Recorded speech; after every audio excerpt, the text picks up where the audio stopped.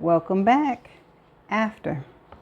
Hannah, the voice is gentle, insistent, and not Will's. Hannah, it's time to wake up. What? She struggles to sit up, blinking, wondering where she is, and then she remembers. She is in Hugh's flat, and she is, oh God, she is naked, and somehow is dark. She pulls the covers up over her breast, and the memories come back. The bath, the flight to Hugh's flat, Will. What's she still doing naked and why the covers ain't on her? The pain is like a knife to her side, unbearable. Hugh is standing over her, looking worried. His fringe is in his eyes and he blows it off with that habitual gesture, and her heart aches. What time is it? She croaks, putting a hand up to her throbbing head. She feels, the words come to her like a surprise. She feels hungover. Like she spent the night on the towels. It's so far from the truth that for a second she wants to laugh. Is this what shocks feels like? Hugh looks at his watch. Nearly 4. We're due at the police station at 4:30. Are you feeling okay? Nearly 4? Hannah sits up fully at that, shock running through her. Are you kidding me? I've been asleep all day? You went out like a light. You still don't look quite right. She put her hand to her head. Not quite right is an understatement. She feels completely groggy and disoriented, and there is a vile taste in her mouth, bitter and chemical. Then what Hugh just said sinks in. Sorry, did you say the police? Yes, but listen. Hugh holds up a hand. I didn't tell them anything.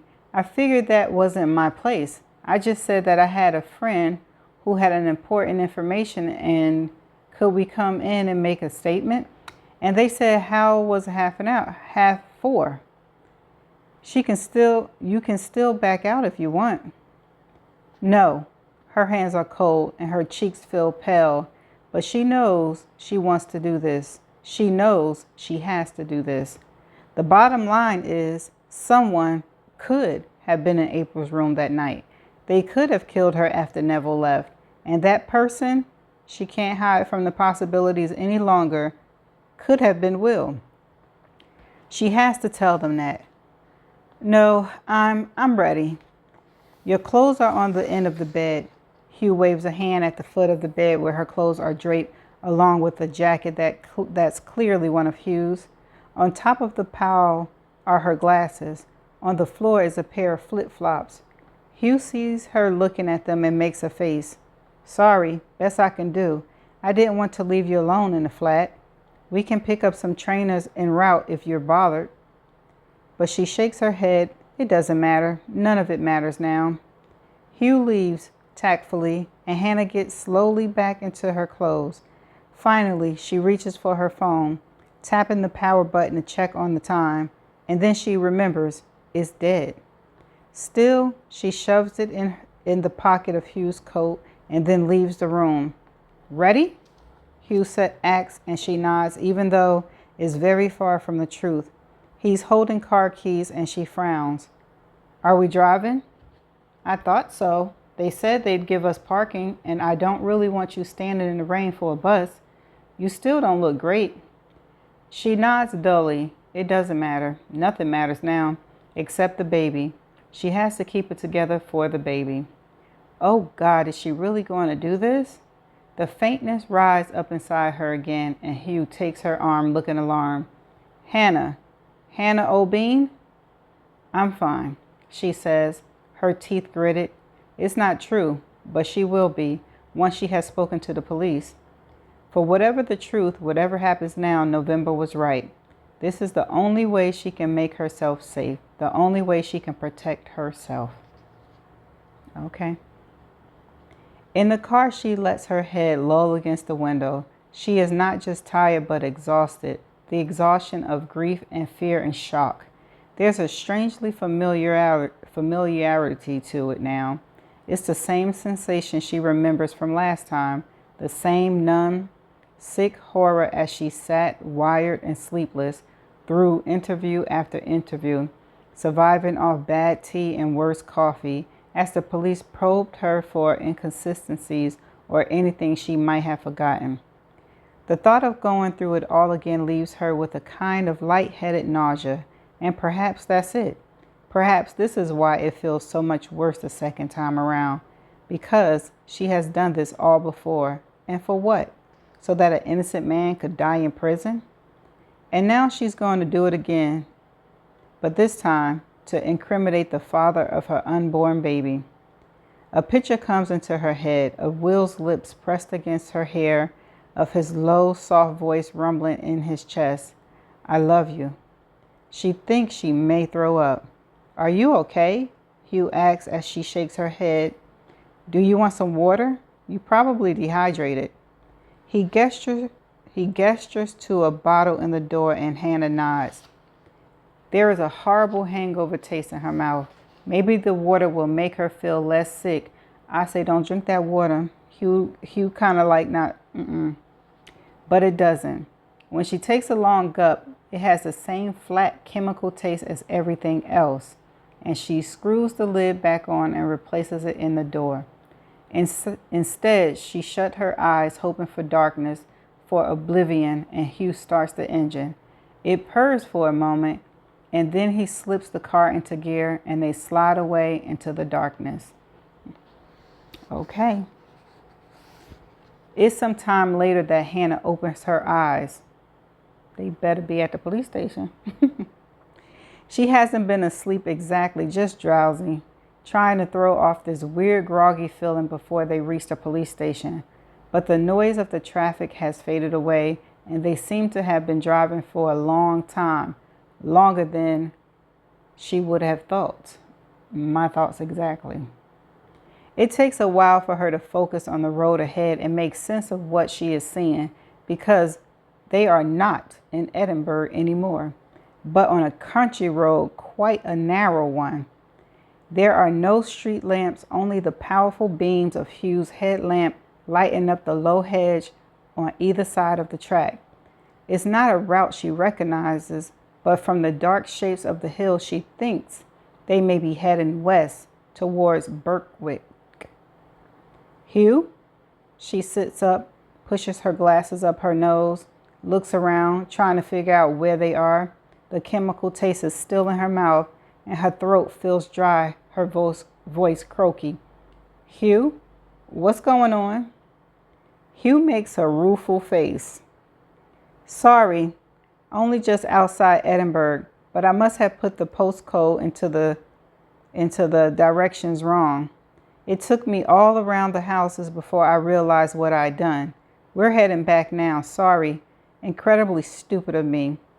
I'm just trying to find a route round. I don't want to pull a U-turn on such a narrow road. Hannah sinks back in her seat and they drive for a while in the darkness. They pass a farm track, then another, and beneath the fog of tiredness, she begins to feel uneasy. As you better, girl. Hugh, should you turn around? This road only seems to be leading us farther away. Look, there's a house coming up. She points, but Hugh doesn't slow down, and it flashes past. Don't worry, he says, his voice calm. I've got another route planned out. But when Hannah glances across at the sat nav on his dashboard, it's turned off. Her fingers close around the phone in her pocket before she remembers, and a kind of sick shiver runs through her. How long until we get to the police station, she says. Oh, not long, Hugh says. 20 minutes maybe? Hannah flicks a look at the clock on the dashboard. For a moment, her vision is too blurred to read it, but she blinks, concentrates. The screen says 4:41. They have been driving for more than half an hour. We're late, she says. They sounded quite relaxed about the time, Hugh says. But you could call them if you're worried. Give them heads up. I can't, Hannah says. She tries to keep her voice level. My phone's broken, remember? Oh, he remember. Oh, of course, Hugh says breezily. Well, never mind. We won't be long now. She falls silent. She falls silent and then sit in the darkness. Hannah listening to Hugh's breathing, excuse me, and hear her own pulse in her ears. The countryside is becoming more and more deserted. The clock on the dashboard ticks down the minutes. 4:47, 4:49, 4:50. A sick feeling is starting to roil in Hannah's stomach. What is going on? Does Hugh not want her to go to the police? Hugh, she says again, and this time she can hear the tension in her own voice. Hugh, turn around. Relax, Hugh says. His voice is smooth, urban, and reassuring. She imagines it's the voice he uses on his patients. We'll be there shortly. She looks at his profile in the dim light of the dashboard. She feels strange, sluggish, slow-witted, as if she has not properly woken up, as if this is all one long nightmare. Why? Why is she so tired? Because he spiked your drink, girl. Is it possible? She glances down at the water bottle in the door, remembering its strange chemical taste, the same taste that was in her mouth after that horrible sweet tea. And a prickle of fear runs through her. Something is wrong. Something is wrong. The minutes tick on. 4:52, 4:57, 5 o'clock. And with a kind of slow mounting sickness, Hannah realizes the truth. Hugh is not driving her to the police. Hugh hasn't called the police. Instead, he drugged her and he's driving her to an unknown destination far from Edinburgh. She just doesn't know why. Because Hugh cannot be April's killer. He can't be. He was with Hannah for the moment. From the moment April left the bar until the moment they discovered her body. He is the one person she has always known she can trust. Absolutely. So what is he doing and why? Because he's working with Will, girl. She thinks of November's words again, of her urgent voice. Please don't do anything about this until you've spoken to the police. But Hugh was safe. She wants to well. Hugh was the one person I could rely on. Hugh was there. And then suddenly Hannah knows. She sees the whole picture clearly spread out in front of her with an awful crystalline clarity. The picture she has struggled to see, to remember for so many years. She sees the open door. She sees April sprawled across the rug, her skin still blotched with terracotta makeup. She hears her own screams, hears Hugh's feet on the stairs, watches as he runs to April, presses his finger to her pulse. She sees him crouched over April, desperately administering heart compressions. Was he killing her then? Go, she hears him gasp. Hannah, for God's sake, go and find somebody. She has been so stupid. And now she is locked in a car with a killer, her unborn child in her belly, and a broken phone. But she is not going to die. Turning her head as if to look out the window, Hannah glances casually at the passenger side lock. It's down. She could try to handle the handle anyway, but somehow she doubts Hugh will have overlooked that. And if she tries it and it doesn't work, Hugh will know. Her best bet, she thinks, is to play along. Lull Hugh into a false sense of security until it's too late, girl. He already know. But she can't think about that. There has to be an opening, an opportunity, something she can take advantage of. She is not going to die here, and she is not going to let her child die with her. Think, Hannah, think. What does she have on her that she could defend herself with? if it came to it. Not even her keys, she realized with a kind of nausea at her own stupidity. Nothing. She has no bag, no purse. She's not even wearing proper shoes to run for it. Even if she, 6 months pregnant, could outrun Hugh's long, lean, cricketed legs. She has nothing but a broken mobile phone. The thought snags, catching at some memory at the back of her mind. It's a memory of Hugh asking casually, "And what about your phone? Is there any way he could be tracking you?" I said it. She thought he was protecting her from Will. But now she realizes he was protecting himself. Even then, he was thinking ahead to this moment in the darkness as he drives her to an unknown destination, making sure that her phone could not be tracked. He has turned off his own and the Sanav. How do you pronounce that? Sat-nav. She has shown him her broken phone, and Hugh had nodded and accepted it. But it wasn't quite true. Her phone screen is broken, but the phone itself is not. It's functioning fine when she tried to pay the taxi driver, and Hugh doesn't know this, which is a tiny, tiny advantage in her favor. It's the one piece of information he has that Hugh does not. But how can she use it without a working screen? And more to the point, how can she do so without alerting Hugh? Her hand goes into the pocket of the borrowed jacket, tracing the hard, familiar shape of it, running her fingers over the buttons, feeling the shattered glass. Some phones have a way of calling the police from the lock screen. She knows that. She saw a video on Twitter once, a woman showing her how to activate it on an iPhone. You had to press the side button and one of the volume buttons. Or was it the power button?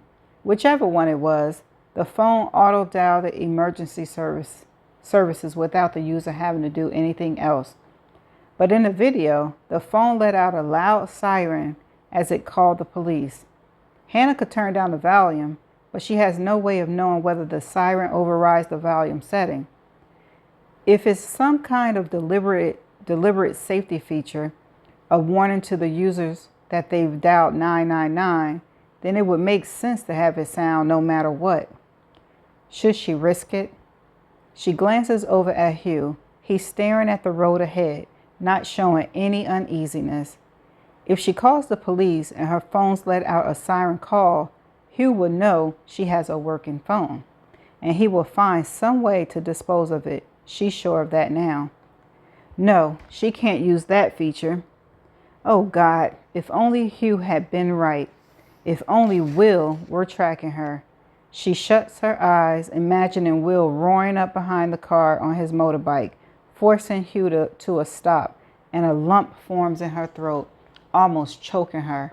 But she cannot cry. If she does, she will never stop, and Will isn't coming. She is going to have to rescue herself from this. But Will is the one person she could call. A sudden shiver runs through her. "Are you cold?" Hugh asks conversationally. She shakes her head. "No, it was nothing, just a goose on my grave."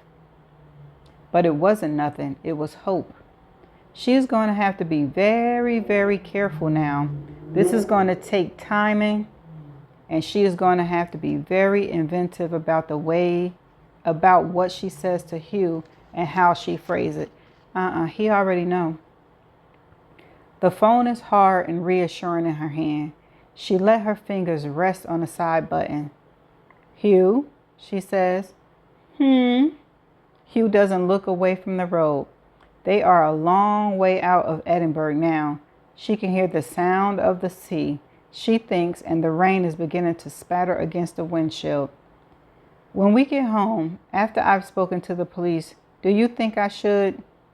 Her shaking finger presses the side button on the phone, the button that activates voice command. And then she raises her voice as loud as she dares. "Call, Will." She hears the faintest, almost imperceptible chime of a ringtone starting up through the phone's internal speaker, and she gives a loud yawn to cover it. Her fingers diving for the volume button, pressing down, down, down, down, down as hard as she can.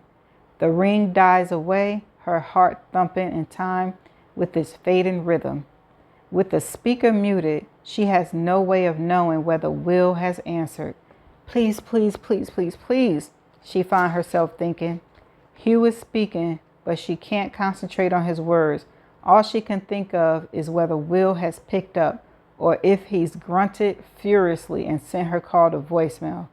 Oh, God, Will. Oh, Will, please. I'm sorry. I'm sorry. I'm sorry. If you ever loved me. Maybe he's not even there. Maybe the ringer is switched off. Maybe he's drowning his sorrows in a pub and can't hear her call and it's already gone to voicemail. Please, please, please. I'm sorry, Will. I'm sorry I doubted you. What you're going to say to him? Hugh is asking. He's frowning.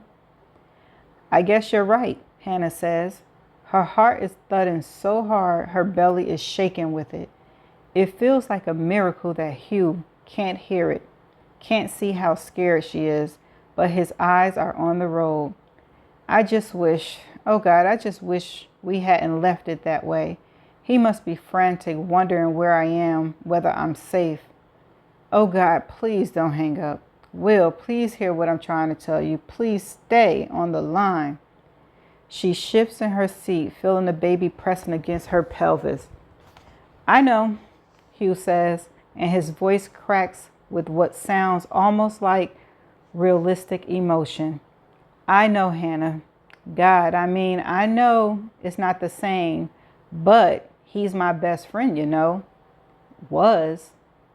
There is a long silence. Please don't hang up. How long do you think? Hannah says at last. Until we get to the police. We seem to have been driving for ages. I feel like we must be halfway to Birtwick. Are you listening, Will? Oh, nowhere near there, Hugh says with a laugh, but he sounds a little uneasy. He taps his finger on the steering wheel. The wipers swish back and forth with hypnotic rhythm. Why don't you have a nap?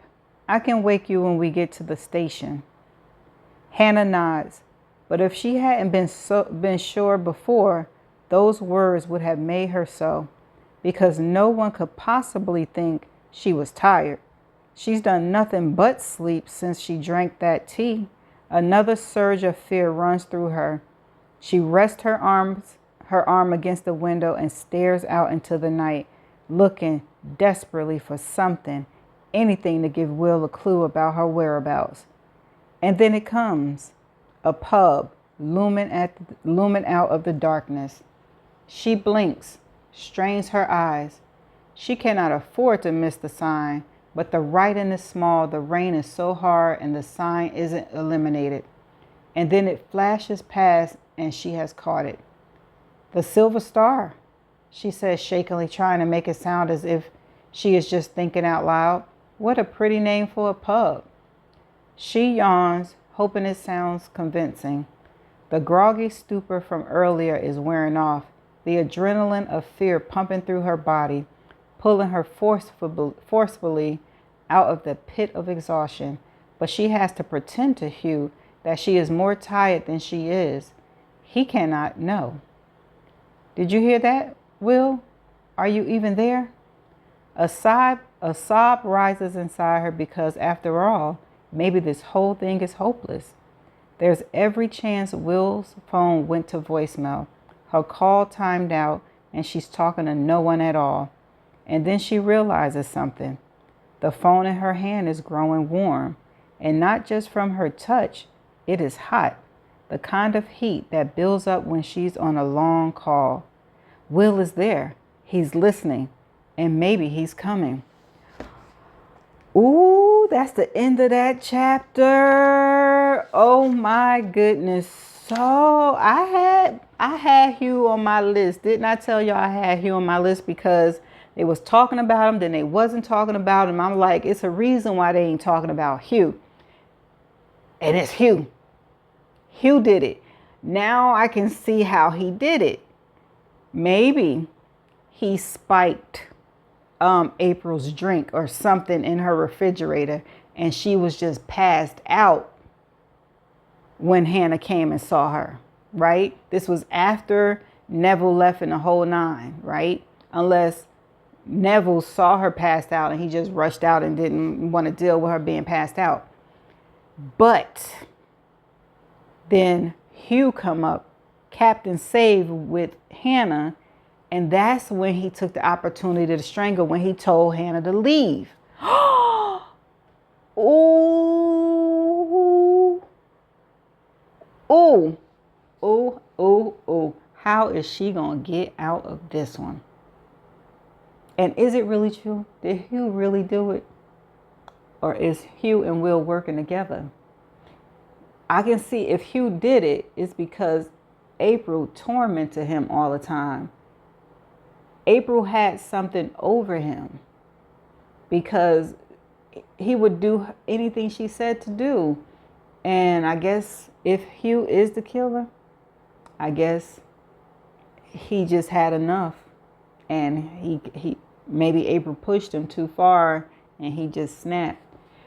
But Will, do you think Will was really on the other line listening? And where the heck is Hugh taking her? If he didn't do it, he sure is seeming suspicious right now. But I knew he drugged her because it was no way that she should have, got that sleepy in the tub and that sick in the tub. Whoa, we about to find out. We about to find out. See y'all in the next chapters. Bye for now.